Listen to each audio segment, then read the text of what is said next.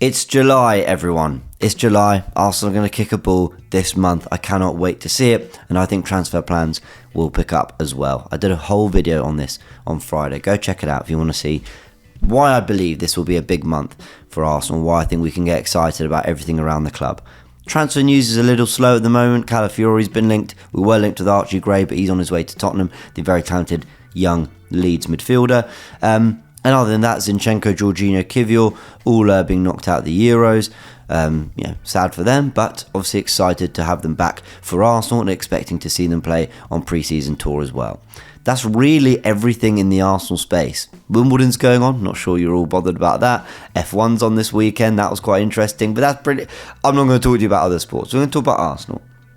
But what I want to talk about in this video is how interesting it's been for me following the Arsenal players at the Euros when there's been a lot of pressure and expectation on certain players, where in previous tournaments there hasn't been, and actually how it's given me like a slightly more concerned perspective on social media. I think we all know that social media is a place that can be very toxic, very tribal. I think we all know that. There's no surprise there.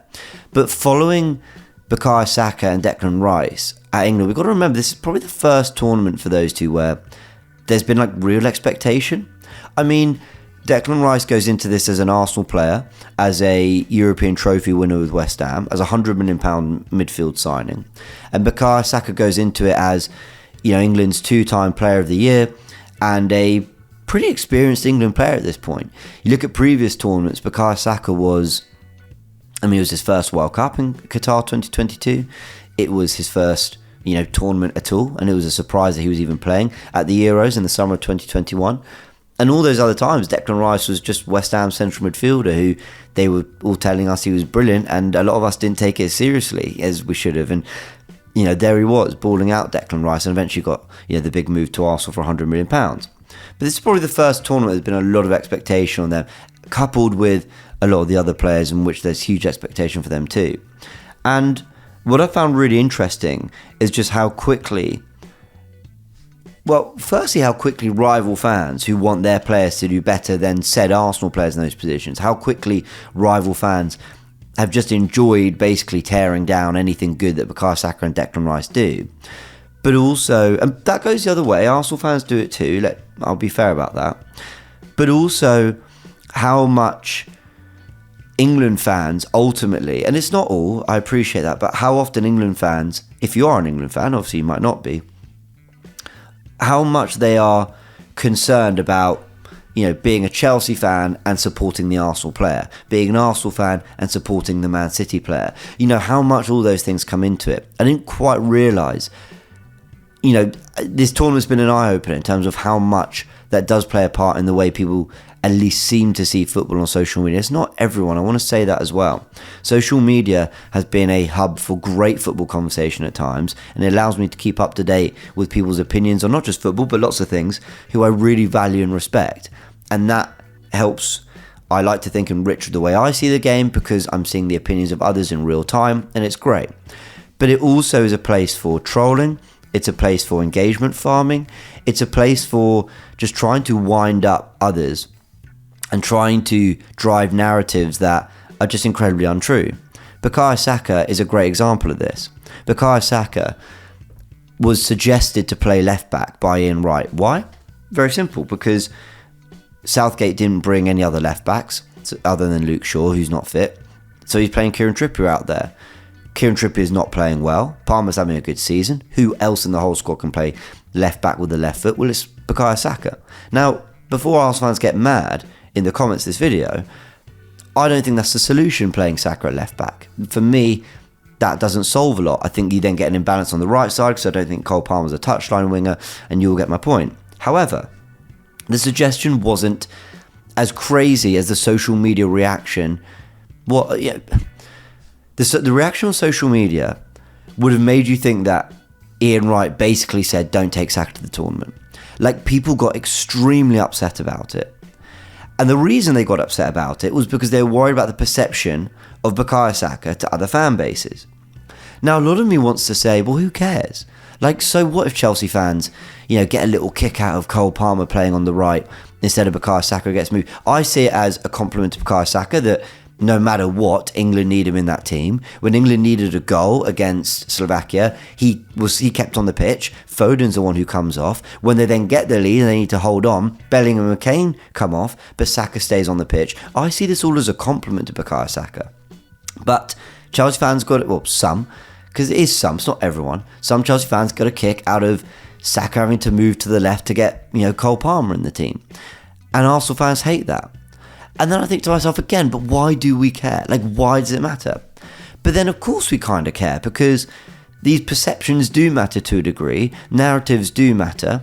And social media, though it feels like it's just kept to your phone and just a conversation online, it does spill into, it becomes personal. It spills into private lives. And footballers can find it very difficult, especially when it gets incredibly ugly on social media, as we know it can be. So you get this sort of thing with social media where it's like, but it's not real, it shouldn't matter, but like it is real and it does.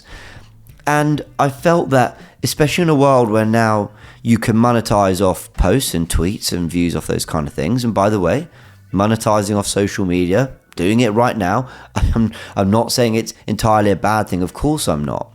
But it has encouraged engagement farming, it has encouraged trolling, because it encourages rival fans to bite and pull on something and go and react to whatever's being said, and then bam, eyes, views, money, and the conversation goes on. So people will say things about Declan Rice or Bukayo Saka that fundamentally aren't true. Bukayo Saka was no worse than Cole Palmer yesterday, but Chelsea fans will, be just happy that they saw Arsenal's right winger move to left back to get their player in the team. That's enough for them. Forget finishing 6th and 12th over the last 2 years and spending $1 billion and not playing great football and sacking another manager and employing another who we don't know what kind of future he's going to have. Forget all that, because Cole Palmer played on the right for an hour for England, so all is good. This is kind of the level of football conversation now. This is kind of where we are. Clips, comps, clips of a player doing one thing wrong will generate, a whole conversation narrative online. Comps of a player having a bad game, because guess what? Every day at work isn't going to be your best day, but a player has a bad one and we've got to talk about it. It's social media is a place that I think has done a lot of good for football and football media and football conversation. Where it used to be about pundits, where it used to be about ex-pros getting kind of the mainstream attention on radio and TV, social media came in via TikTok, via YouTube, via X, Twitter, via Instagram. It gave people a platform to have their say, and I think enriched football conversation so much. But we're at a point where now it's not about that. It's about it's become more about the engagement. It's become more about tribalism. It's become more about scoring petty points and petty wins. And just having enough to win the debate on the day. And if you don't, well, you'll, resort to, what a trophy. I posted the other day, I asked, Bukayo Saka and Rice want them back at Arsenal, where they're thriving for their club. And people said, thriving? What do you mean thriving? What have they won? I said, well, is that it? Is that all football conversation is now? What have they won?